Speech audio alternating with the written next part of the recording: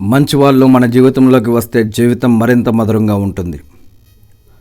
తనను తొక్కిన పాదానికి కూడా పుష్పం కష్టం కలిగించనట్టుగానే తనను ఇబ్బంది పెట్టిన బిడ్డలపై మమకారాన్ని కురిపిస్తుంది ఆ తల్లి. ఎవరి కన్నీళ్లతోనూ దాహం తీర్చుకోవాలనుకోవద్దు.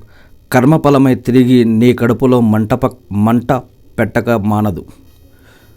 వా తలచుకునేందుకు ఓ జ్ఞాపకం, తల్లడిల్లిపోయేందుకు ఓ గాయం, రెండూ అనుభవిస్తేనే జీవితం విలువ తెలుస్తుంది. కష్టం వచ్చింది నీకే అయినా కాలం పరీక్ష పెట్టింది మాత్రం నీ చుట్టూ ఉన్న వాళ్లకు గుర్తించు ఎవరు నీ వాళ్ళు, ఎవరు పరాయి వాళ్ళు అనేది.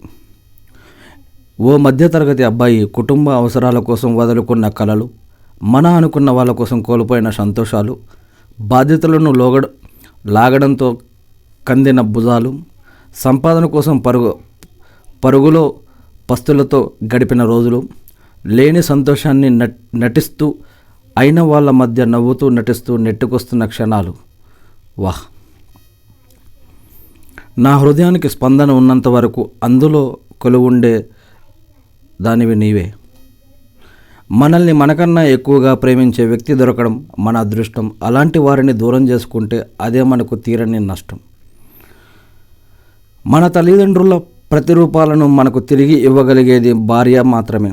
అలాంటి భార్యను పూజించకున్నా పర్వాలేదు కానీ హింసించకండి. ఎదురుచూపులో ఉన్న ఆవేదన ఏంటో ఎదుర్కొన్న వాళ్ళకే అర్థమవుతుంది.